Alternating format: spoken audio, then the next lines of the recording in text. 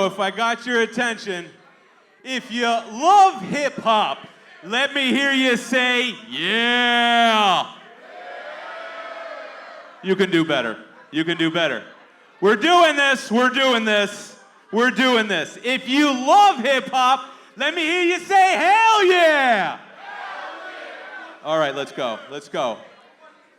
I'm Jeremy Beaver, CEO and founder of the Hip Hop Museum. And thank you. Thank you. This is a very historic day for the Hip Hop Museum of Washington, D.C. But more importantly, this is an important day for hip hop, and especially our legendary inductees. So as the founder of the world's first hip hop museum, I'd like to welcome you to our hip hop pop-up experience and our annual induction ceremony of 2021.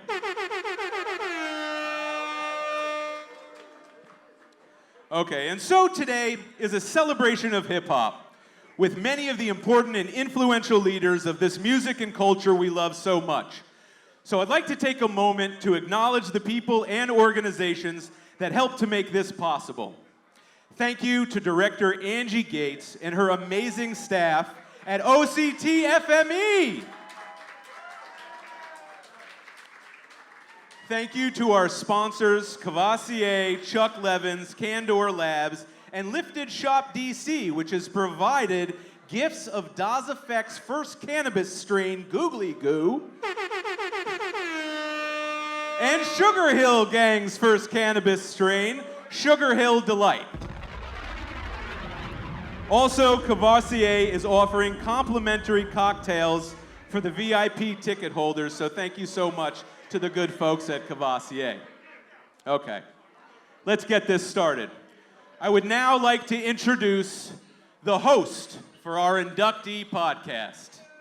From the Cold Crush Brothers and Wild Style, and one of the greatest MCs of all time, a man who embodies hip-hop more than anyone else I know. It's our 2019 Hip Hop Museum grand opening inductee, the one, the only, Grandmaster Kaz! The Cold Crush, the Cold Crush, the Cold Crush, the Cold Crush, the Cold Crush. Come on, the Cold Crush, come on, the Cold Crush, everybody, the Cold Crush, the Cold Crush, the Cold Crush. Sing along, come on, the Cold Crush. What's good, y'all? If hip-hop is in the building, make some motherfucking noise in here right now. All right? Salute to everybody that came out tonight. Salute to my brother Jeremy Beaver. Salute to hip-hop, and salute to our hip-hop inductees. Right about now, I want to introduce them one by one. I want to bring them out to the stage. First of all, coming to the stage, ladies and gentlemen, please put your hands together and show some love for Pete Rock. Give it up. Who is your top 5? Keep it going, keep it going, keep it going. My top 5, oh man. Legendary Pete-Rock, producer. Pete-Rock. Pete Rock. Oh yeah, Half of the duo of Pete Rock and CL Smooth. That's a chocolate boy wonder right there. Next, I want to bring to the stage a man who has been proclaimed the world's greatest DJ, Kid Capri. oh yeah, as we celebrate. Keep it going, keep it going. I'm strictly hip-hop. Keep it going, keep it going.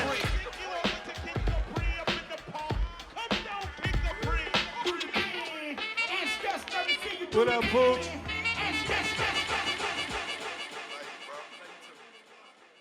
Next, without further ado, I'd like to bring up our next inductees, the duo of Nice and Smooth. Clap it up, clap it up. Clap it up, clap it up. Clap it up, clap it up. Clap it up, clap it up.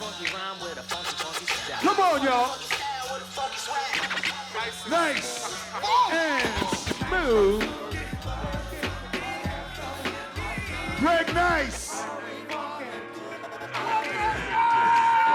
and Smooth B.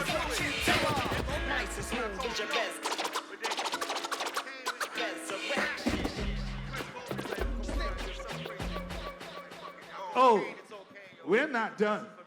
Hello, hello, We're not done. hello. Yo, Kaz, Yeah. fuck it.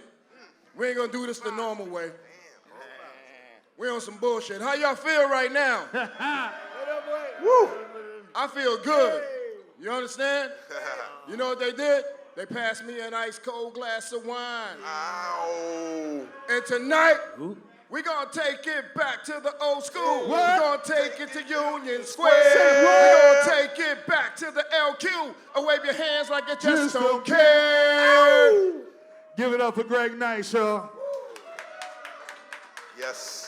Smooth B. Right about now, I want to bring to the stage the legendary, legendary, legendary Harlem MC from the Treacherous 3 MCs, Kool Mo D. Clap it up, clap it up. Clap it up, clap it up. Clap it up, clap it up. Clap it up, clap it up. Clap it up, clap it up. I'm the epitome, the rapper title and my title is Kumo D. Bigger and better, forget about Deffa.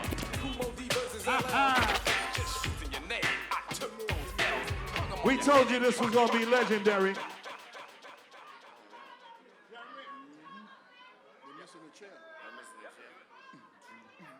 And last but not least, our 2021 Hip Hop Pop-Up Experience inductees, the God himself, Rakim. Clap it up, clap it up. Clap it up, clap it up. Clap it up, clap it up. Clap it up, clap it up. Never let the mic magnify me no more. My name is Rakim, my law, and I'm raising for raw. A smooth operator, operating correctly. With Rakim, you're talking about, someone who helped change and reshape hip-hop. You've had a lot of great lyricists to Yeah, give it up for the God, baby. Give it up for the God, Rakim, y'all. Yeah, the lyrical game. yeah. Peace and love, y'all. Peace and love. All right, all right. Salute to all of our legendary inductees. We want to start this podcast off with a question for everybody on our panel. Please, please. This question is for each member of our panel. The question is, what made you fall in love with and want to participate in the culture of hip hop? We're going to start with you, Kumo D.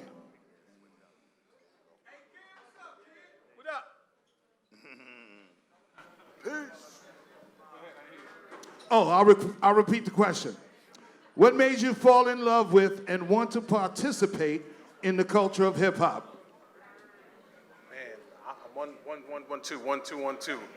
I'm so far back. It's way before records were ever even made. I'm talking about Grandmaster Flash and the Furious 5 before they was in Furious 5, before they were Furious 4. It was Grandmaster Flash and 3 MCs. That's why we created Treacherous 3. It was Cowboy, Kid Creole, and Melly Mel. And one night, while they were doing their thing, crowd was going crazy. Melly Mel actually said a rhyme. I make Alaska hot, I make Africa cold, stop Nat King Cole from playing a role. Move on down a family tree, I smack his wife and fuck Natalie. And I couldn't believe that it was coming out of his line. He put it together, and he said, I rock the world from the world trade to the depths of hell. When I heard that, I knew exactly what he was doing, and I knew I had to step my game up in terms of writing, because the first thing I ever heard was Hollywood and Love Bug, because I'm from Harlem. So that's the first introduction was. I went to the Bronx, well, not to the Bronx, I went to the Audubon. The Bronx came down, and I saw the different side of the equation, and from Melly Mel and Grandmaster Flash doing what they did, that actually made me say, this is what I'm going to do for the rest of my life. There it is. 1978. Pete Rock, same question. Same thing, man. You know, I'm cut from the cloth of the old school, like Kool D, Kool Herc, and all that, you know. And what made me want to get into music is just these guys, you know what I'm saying? And that's the inspiration that, you know, propelled me to want to be who I am today. Kid Capri, same question. Yeah, a guy on my block named Gerald was down the street and he had some dice and he was throwing the dice against the wall and he was saying, yes, yes, y'all, to the beach, y'all. And he throwing the dice against the wall and I'm looking at him like, what do you mean, yes, yes, y'all, to the beach? He kept saying it, kept throwing it. I went to a party in Marble Hill Projects with Rockwell Incorporated, DJ B Ward, and I seen him. And I seen the MC on the mic with the echo chamber. He's going, yes, yes, y'all, y'all, y'all, to the beach, y'all, y'all, y'all. I said, wow. Watch the DJ. DJ, I ain't talk to no girls, I ain't dance, I ain't go to the bathroom, I just watched this DJ.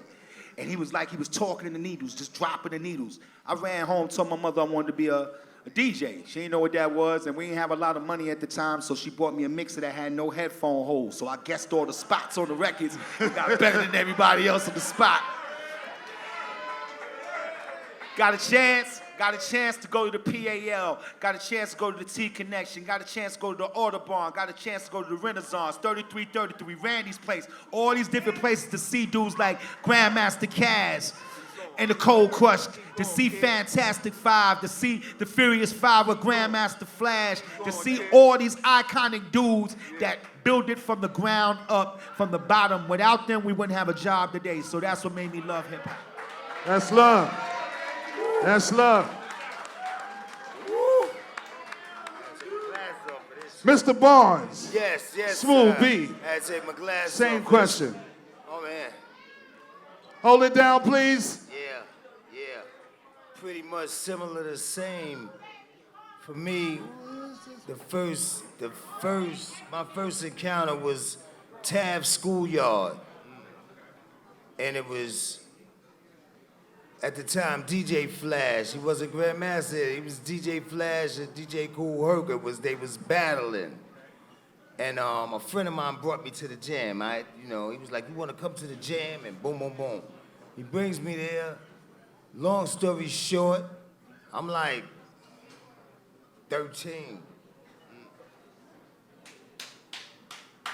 Missed my curfew. Got my first ass beaten for hip-hop when I got home. And I could never let it go from there. And from that point, I would see them, man, in my neighborhood. I'd be going to the junior high school. You know, I'm in junior high school, and you eat out. If you want to be cool, you eat out for lunch, right? So I go to this little pizza shop. A couple of dollars, Yeah, you want to eat out for lunch, so I go to this little pizza shop. I walk past, College Avenue, Tremont. Yeah. I'm a kid. I see this man sitting on a crate, getting his hair braided. Huh? One of my little men said, "There go Grandmaster Caz." I'm like, oh, shit. Oh, I'm just looking at him. Huh? He's sitting on a crate with a bad Boricua, braiding his hair. He's just sitting there. I'm like, whoa, I want to be that. Yeah, I want to be that. Yeah, you know. All right. Yeah. Greg and I. Yeah. GMC. Same question, bro. What was the question? What made you fall in love with and want to participate in the culture of hip hop? Shit. Shit, I smoked so much weed back then, I'm trying to remember now. I can't remember doing anything else. I believe I was put here on this planet to entertain people. I remember being a kid. Must have been 1977. I was at a block party on my block, and that's when block parties were good. That's when everything was a community. It was a real community going on. And I seen DJ Hollywood and DJ Smalls doing a party on the block party. And I knew right there that I was supposed to be involved with this. And right after that, you know, we moved across the bridge to the South Bronx. And when I was in the South Bronx, man, I lived in a building with a DJ that lived in the same building, him and his brother Clayton. His name was JC. And JC and them guys, man, they would be at 82 Schoolyard. They would be at 104 Schoolyard, 126 Schoolyard, DJ Playboy, the Brothers 3, Ecstasy. These guys were incredible. And at this time, man, the South Bronx was burning. Everywhere you looked, it was a damn vacant block. Every building was abandoned. I grew up with this brother named Larry Davis. Since fourth grade, we was in the same class since the fourth grade. Great. And Larry was a gangster gorilla in my neighborhood, man. But everybody was terrified of him. But one thing that made me and him get along, he loved hip hop. They wasn't calling it hip hop. I can't remember when I started hearing it called hip hop. I just knew that they was having jams in the park. That's all I knew. It was called jams. Jamming. We was just jamming in the park. So Greg, I mean, it. basically, that's where your love for the culture came Yeah. from. All right, let me pass it over to the god Rakim. Rakim, Yeah, that's where it came. Peace. what made you fall in love with hip hop and made you want to participate in the game? But for me, it was simple, man. I love music, you know. Came up, you know, listening to music, playing music. But once I heard hip hop, I knew I loved it. But it was simple. When I heard Grandmaster Cash,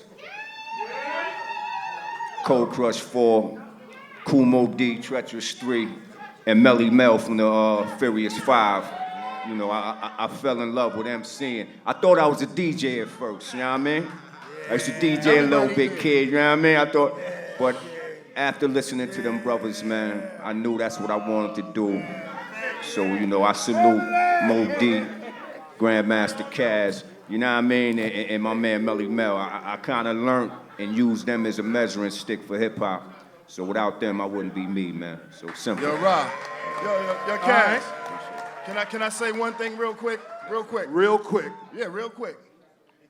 Ra. Yes, sir. You the greatest. Yo, Mo, you the greatest.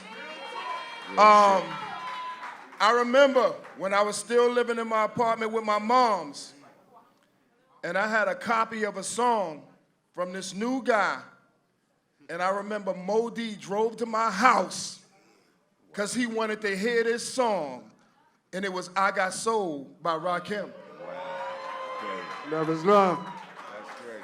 Yeah. So my next question is for our DJs, Pete Rock and Kid Capri. We want to know, who were the DJs that you watched and influenced you to become a DJ? I'll start with Pete Rock. DST. Grand Mixer, DXT. Yes, my favorite. But then Flash is also, of course, you know what I'm saying? Charlie Chase. All right. How about you, kid? Flash was B-War was my first influence, but Flash was the god. Flash, Theodore, Master Don, rest in peace. Yes. Breakout, Baron. It was so many great ones, but those are my top ones there. Got you. My next question is for the duo, Nice and Smooth. Yeah. All right? Yeah. Our folks want to know, how'd you two guys get together, man? Oh, man. That was like, that was something that was written. Yeah, I mean, we both got a friend, and this friend, he was so ill that he seen something in myself and Smooth He told me one day, he's like, Greg, I got this guy I want you to meet. I think you and him will hit it off, man. I want you to come to my crib tomorrow afternoon. He gonna come by there. He came over, we was chopping it up. I was doing the human beatbox. That's how I got in this shit. I was going to the Disco Fever, winning the gong shows and shit like that. Yes, sir. I didn't wanna rhyme on the mic. I wanted to be the beatbox and the DJ. I was doing it for Tila Rock, Rockmaster Scott and the Dynamic 3. And at the same time, Smooth was on the road with Bobby Brown singing background. You know, so we would meet up on the weekends. And we got together, man. I went to his crib, I played some beats. He was like, yo, that beat is ill. Like, who did that? I'm like, I did that. You want to rhyme on it? He was like, yeah. I was like, yo, you be rhyming and look, you smooth, I'm nice, look. Nice and smooth. It'll be dope, right? Nice and smooth, the different contrasts. And the rest is history. Yes. Give him a round of applause, ladies and gentlemen. Y'all already know. My next question is for the God, Rakim. Rakim, you've influenced so many MCs in hip-hop. But my people want to know, who are the MCs that influenced you? Yeah, man, again, you know, listening to you, Mo and Mel, you know, y'all was a school for me, you know what I mean? It was a long time ago, I'll never forget. I got caught in the bed with a girl named Yvette. I was scared like hell, but I got away. That's why I'm here talking to you today. I was out the number school sniffing up some rocks, a crowd of people all around. Don't do the whole listening thing. to the box. Keep going. I know you know it, kid. Word. You know what I mean? Hey. Now, go ahead, Ross. Just, you know, being able, you know, I'm from Long Island. So I was on the outside looking in. Strong Island in the building, you know what I mean?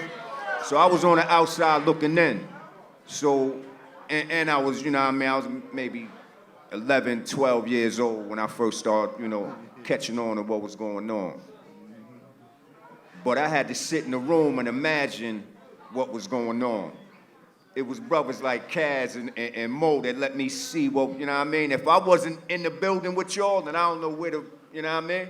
Because I felt it, I could see it, and that's what, you know, I gravitated to, man. So, you know, just being able to be around and witness what you brothers was doing, you know what I mean? I remember Mo said, I got a brain like Dr. Spock. No, hold on, let me back that up. He said, when it come to creativity, can't none of you MCs fuck with me. I got a brain like Dr. Spock. Get down with the I heard that shit. I think I took my hat off, threw that shit across the room like, yo. I looked at my pen like, yo, you not writing like that, man. I broke my pen in half, because you know what I mean? I'm like, yo, my shit's not coming out like that, man. But listening to them, man, I gravitated to it. These were some of the most, you know, wittiest, you know, some of the most intelligent brothers and some of the most nastiest brothers I ever heard. And still to this day, they still some of the nastiest MCs on the planet. So, you know, y'all influenced and y'all still influence me to this day, man. Love is love. Love is love. A lot of people got the message. Not many ran with it the way you did, though. Gee. All right, love is love. Thank you, my brother. So this next question is for the entire panel. Our question is, how has social media and streaming changed your approach to distributing your music and your digital content? All right, I'll start with you, Rob. Oh man, it did a lot. You had to really kind of rearrange your product, you know what I mean, as a, you know, as somebody that's trying to sell product, you know what I mean, it's not the record stores no more. It's not going to mom and pop stores, signing autographs, then going to do the show at night. It's a whole new world, and it's a whole different way to, you know, getting at them. So, you know, for me, coming from 1986 and then getting into the streaming and the modern technology right now, I definitely had to, you know, rethink what I was doing. You know, I'm not a big Instagrammer or YouTuber, or, you know what I mean? But that's where it's at, you know what I mean? So, you know, you had to kind of reprogram and understand the market and cater to that. Gotcha. You know? Same question. Am I all right? My man, my brother. Yeah, so Greg and Smooth, same question. How you guys, you know, kind of changed the way that you distribute music now that we have a new platform? Let's move go, cause he got music out. I ain't got no music out.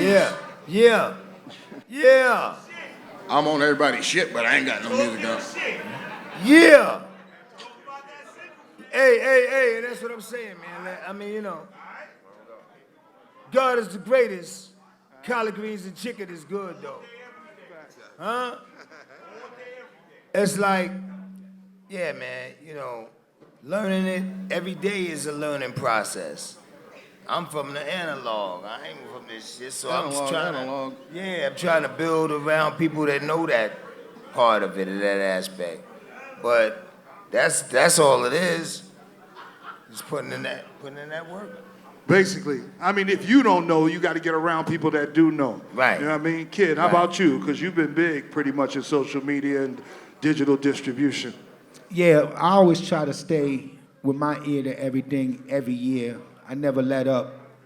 That's part of the reason why I stay as relevant as I do, because I never let it get old. I always stay fresh in what's going on to bring the old to the new and mix it together and make something beautiful. So, you know, my thing is always focusing on making sure that the people's happy. I don't really get into popularity. I get into what's good, what's great, what's authentic, what's going to get the job done. The person that's popular doesn't necessarily going to get the job done every time. So, you know, with social media, what it gave you a chance to do is give a chance for you to let people see you the way you want to be seen. You know, not everybody get a chance. At one time, you had to be somebody to get on the radio or somebody to get on the television.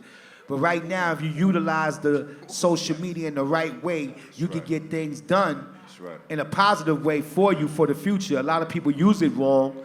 So I try to use social media as if I was a promoter to let you see what I'm doing. And as far as, you know, the get back, 2015 to 2018, I was playing music on Periscope, IG Live, and Facebook Live for about 3 years. And then I started on Sirius XM Fly, so I wanted to bring the people over there, and I stopped it on social media. But me being on social media those 3 years, it brought me the Tupac movie. It brought me the Kendrick Lamar album. It brought me the Def Comedy Jam 25. It brought me so many other things just for me sitting in the house and playing music the way I thought I want people to hear it. And, you know, it's just a platform. It's just how you use it. It gives a chance for legends that probably people will forgot about or didn't know about, give them an opportunity to let you see what they was and what they did and how they shaped hip-hop in their way. So it's a good thing. It's a gift and a curse. It's how you want to use it. If you want to use it for a great thing, cool. If you want to use it for dumb shit, then you're going to do dumb shit with it. You're going to get dumb shit out of it. So that's right, facts. If you want to use your platform to climb on crates and shit, that's your goddamn business, right? We trying to eat over here. Pete, what about you, bro? I think it's done a lot for me as far as working with new people. Like he said, like Kid Capri said, it brought me, you know, the Kendrick Lamar album. I'm on that. The Joy, the Kanye and Jay-Z album. It opens up a lot of new things and gives us a certain inspiration, you know, to want to get back out there and show y'all the real talent inside of us. That's right. You know what I'm saying? Okay, now you talk about flipping the page. Let me ask Smo D the same question. Like you said, if you don't know, get with people that do know. Right. So my thing is surround myself with them younger heads that really listen and really pay attention to it, because it's a little different in terms of my ear and their ear.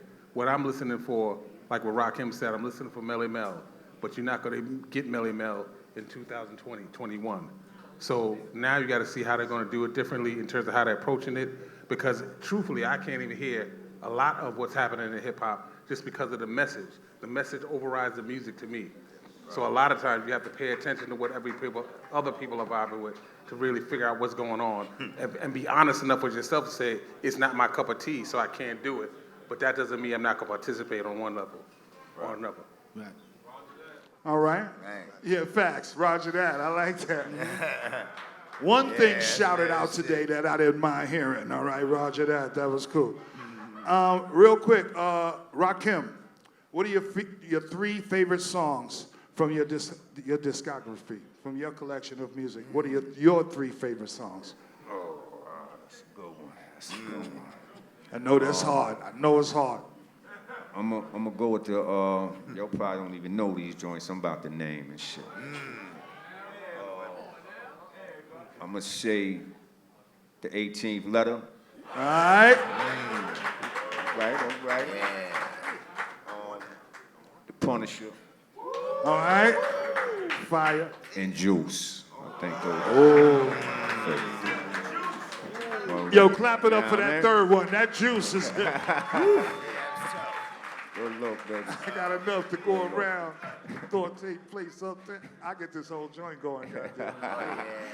Badu. All right, back to my man Kid Capri. What was your reaction when Russell Simmons approached you to do Def Comedy Jam the first time? I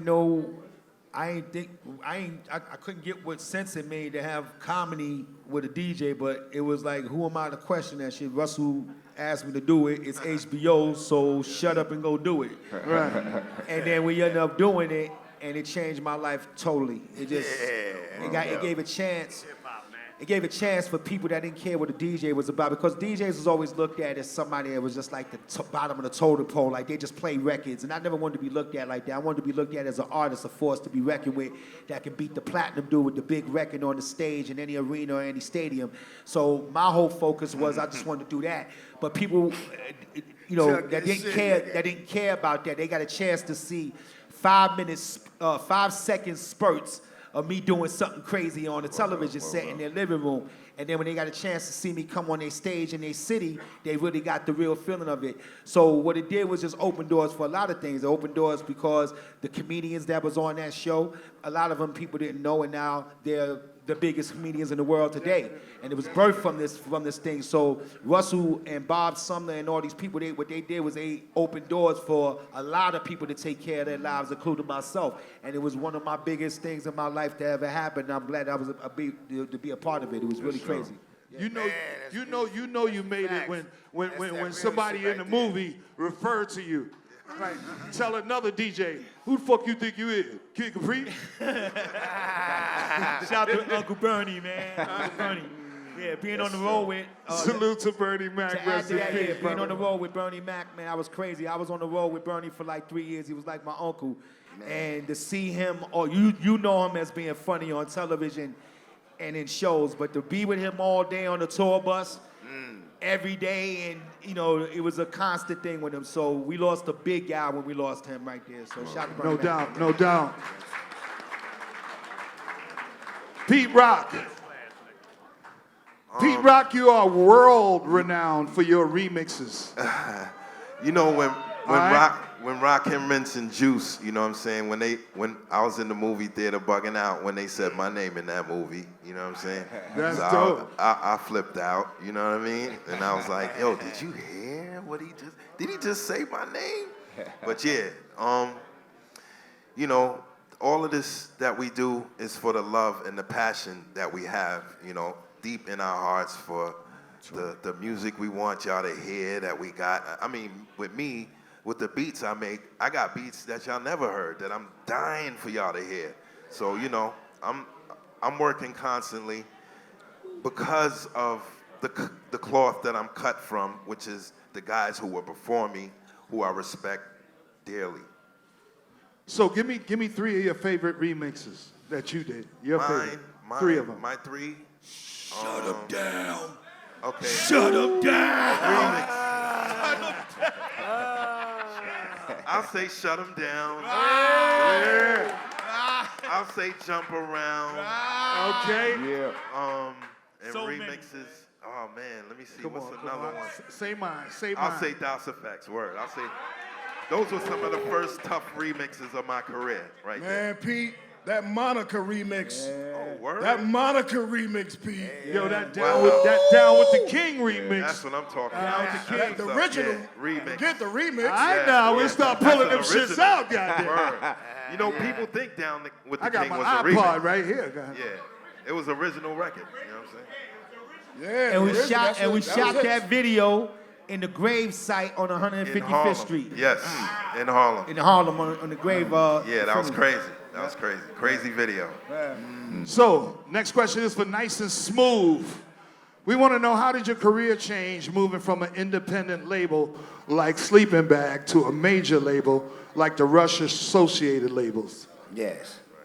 I mean, it was... You know, the bag got bigger, man. Yeah, the bag got bigger. Got more exposure. MTV got involved in promotional tours and things of that nature. Yeah. Yeah. Shit got real serious there. Got man. very serious. I mean budgets. I mean, your budget gets bigger, you know what I mean? Yeah, Videos, your budget gets bigger. you know, Videos, tours, traveling. Videos. Yeah. Yeah, it was awesome. Yeah. Going to the REL Def Jam from Sleeping Bag. Yeah. That was the beginning and the change of the video changing and the radio stations. You know, you heard more than 3 rap songs on the radio now. Yeah. It was a great time. Hey, Russell, I love you. Russell Simmons, I love you. All right.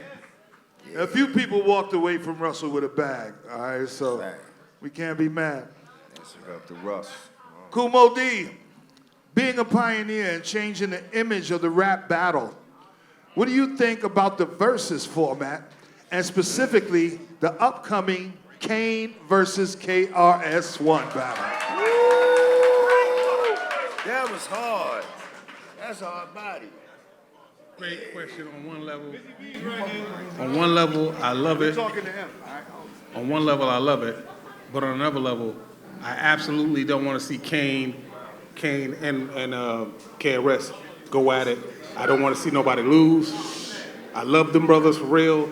And there's a certain part of this hip hop thing, and I know I'm a part of it, that battle, because we're not controlling it, we're not controlling the profits. A lot of it is like Django. Masses watching 2 black boys fight each other out. They get the money and go home. You get a couple of barbs and a little bit of profit, but you don't really get the lion's share of the money.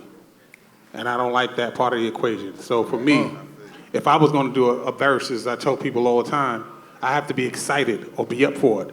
The only MC that would get me excited at this point would be Jay-Z. I couldn't do it if we're just going to just do another MC just because. And disrespecting somebody or going in the way I can go in, I'm not going to be excited about rhyming about you just for $2,500 or something. So at the end of the day, I don't like it on that level, but for the sport of hip hop and for the sake of hip hop, I love it in that sense. So absolutely, I'm mixed emotions on the versus thing because again, KRS or Kane is not going to take home the lion's share of that money. That I have a problem with. Okay, that's fair. But between me and you, I heard it's a lot bigger bag now than $2,500. Trust me. Hey. It's a motherfucking bag involved, okay?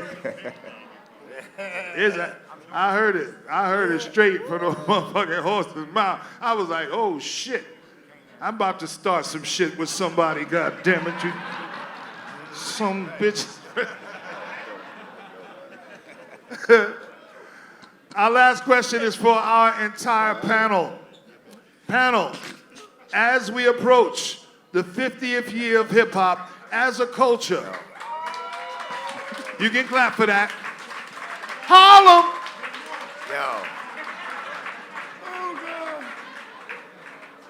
As we approach the 50th year of hip hop as a culture, how do you feel about where it is currently and where do you think it's going in the future? I'll start with you, Kool D. Great financially, we're in a little bit of trouble culturally. Because coming from our oppression, a lot of people just forget this part of the equation. When you look at the Black Power movement and the Black Panthers and all the things we were struggling and fighting for, we were on one trajectory.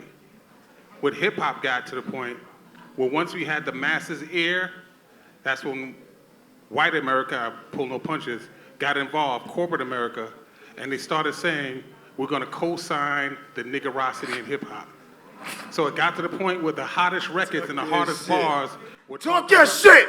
was talking about how we could kill each other, who you gonna murder, who was a crew, and they were taking all the money while we were still dying in the streets.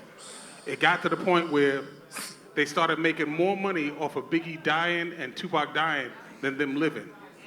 So that's the part that I'm saying, as an MC, focus on what you're saying, because what you say really resonates. And for those who still listen to bars, we pushed the bar so far that it got to the beat where the violence was. I said one thing really quick. If that stuff that we were saying to each other was an anti-Semitic thing, it would never see the light of day. So we had to pay attention to the bigger picture. So it's almost like street nigga, house nigga versus field nigga, but then the third level is the street nigga, and in many ways that's worse than the house nigga. So we got to be real careful about what we say. Right on, Mo. Yeah, my nigga. Pete Rock, same question. What he said. I'm going to pass it on and that kick it part. over. That part. Yeah. Kid Capri, What's the question? as we approach the 50th year of hip hop as a culture, how do you feel about where it is currently, and how do you feel about where it's going in the future? I mean, a lot of money's being made. Culturally, somewhat we in trouble. I think that at one time you had to have a certain mindset, and I think right now with the accessibility, anybody is throwing themselves into the situation. So now what happens is it loses what we started with, because now special people that was a part of it, that moved it, when anybody could just be a part of it, it becomes unspecial. It becomes the unprofessional person that really don't know how to handle business, how to talk to people, how to treat the culture itself. They don't know. They just want to be on because it looks cute. You know, the girls, you know, the money, the materialistic shit. They don't look at what it's going to do for them in the future and what it could do for their kids. So what happens is it's like this. It's the same thing. We abuse things. Somebody said hookah one day, and everybody starts smoking goddamn hookah. Don't even know what hookah is, right? Somebody said tattoo, and everybody start buying, getting tattoos. And so when something catches on, it catches on like a wildfire, and everybody want to do it. Now it becomes corny, because that person's really not supposed to do it. They're supposed to be a fan. This person's the one that's supposed to do it. So when you walk down the street in the early years and you seen somebody like a Rakim, or you seen somebody like a Pete Rock, or somebody like a Greg Nice, and you heard them, you knew their identity. Everybody had an identity. Everybody, when you heard them, when you seen them, everybody looked and sounded their way. Right now, in a lot of cases, dude can have a #1 record on the radio, and you can walk past him and don't even know, because he look like, sound like, do like, and everything is the same. Where there's other people that's out right now that got their own identity, that wants you to see them for what they are, and not trying to be like everybody else. So I think just because of the accessibility of how many people are able to have a voice, that's what makes things a little bit unfair in the culture, because it turns away from what we really set out to do in the beginning. Agreed. I hope I answered the question. Agreed. Wow. You can clap for that. That was you hard. can clap for that. Yeah. Nice and smooth. Same question. How do you feel about where hip hop is right now, and where do you think it's going? I mean, I think it's at a space where now the accessibility of it also is like the power of it, you know what I mean? Because that's what's making it last and expand, right? So, I mean, that smoke is good. That smoke is good. That smoke is good. Yeah. He said, look here. That smoke was good. Oh, shit. Oh, shit. Because it's Friday. You ain't got no job. You ain't got no job. Yeah. And you ain't got nothing to do. Yeah. Yeah, man. Please. I don't know. Greg, how do you feel about where hip hop is right now, and where do you think it's going in the future? Kind of like a lot like what Kid said. A lot like what Pete Rock said. A lot like what Kool Hold it down, please. said. And I believe, I don't know the future, but I believe if it was like how it is right now and I was a kid, I wouldn't be doing what I'm doing right now. Because a quote from my brother, he said, you had to have style and learn to be original, or else everyone would dish you. And listen, I like steak. I might want to eat steak today. I might want to eat chicken tomorrow. I might want to eat fish the next day. Not everything the same. You know, I don't have nothing against what's going on with the youth, but I feel like we need a variety, man. We need a variety, and one thing is that we don't own no radio stations. You understand? Facts. We don't own iHeart. We don't own Radio 1. And they own a whole group of stations across the country. If you played a new Kool D record and that record is good, it's gonna rock. But You gotta we play don't it control first. nothing. Right.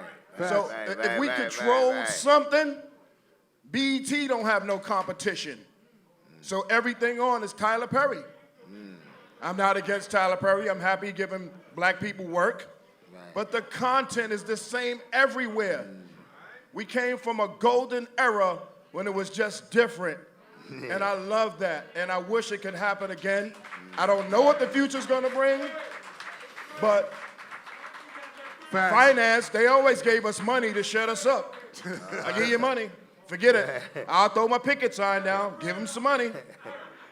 I'm glad I grew up to hear Kaz and Mo D and the Force MDs and everything that came, the Fearless Four. Because there was so much stuff, it made you be creative. Look what they created on the right side of me. They created a monster with the pen. Can you dig it? And speaking of which, that's the blueprint. Speaking of which, this is our last question, and we're gonna give Rakim the floor and let him answer this question. I mean, it's 50 years. In 2 years, hip hop is gonna be 50 years old. So how do you see what's going on in hip hop right now, and where do you see hip hop's future? Well, Mo set it off, you know what I mean? You know, coming from the 80s, the question was it gonna be lucrative? Was it gonna, you know, play out? We, you know, we proved them wrong as far as what hip hop is. You know, now hip hop is, you can't do nothing as far as advertising without hip hop now. You know what I mean? Facts. So we superseded the, you know, the hip hop or the you know, the gangster music or the hoodlum music. You know, we a genre now. You know what I mean? And it's different when they put the word genre, you know, on your product. You know what I mean? So we came a long way. It's definitely lucrative now. You know what I mean? But I think now we got to take control of what we made, man.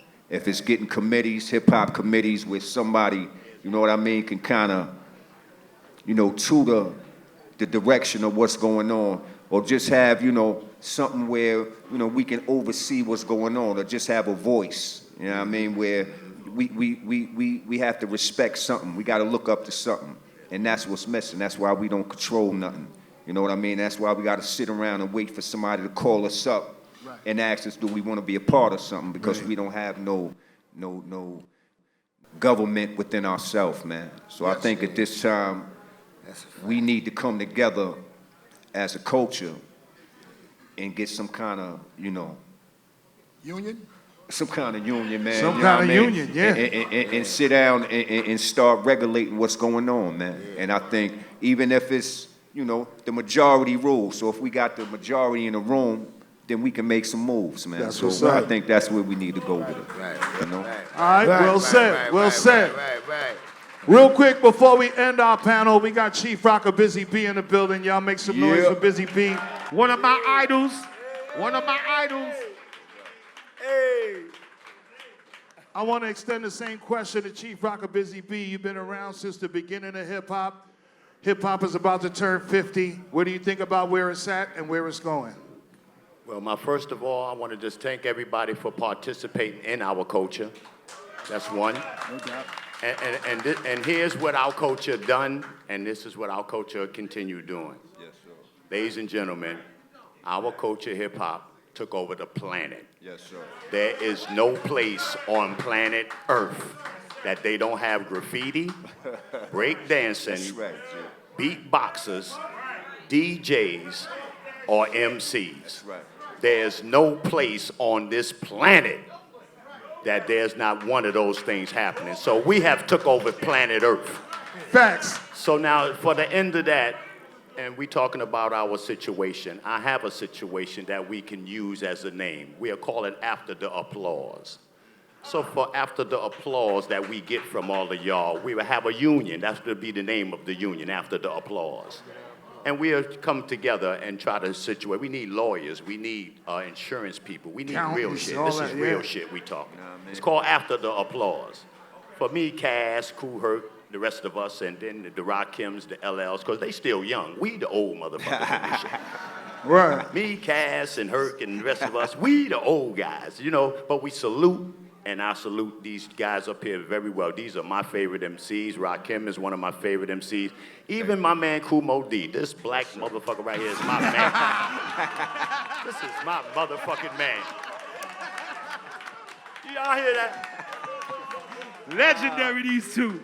That's my motherfucker. Ladies and gentlemen, make some noise for Chief Rocker Busy B and give it up to our entire panel, our 2021 Hip-Hop Pop-Up Museum Experience inductees. Yeah.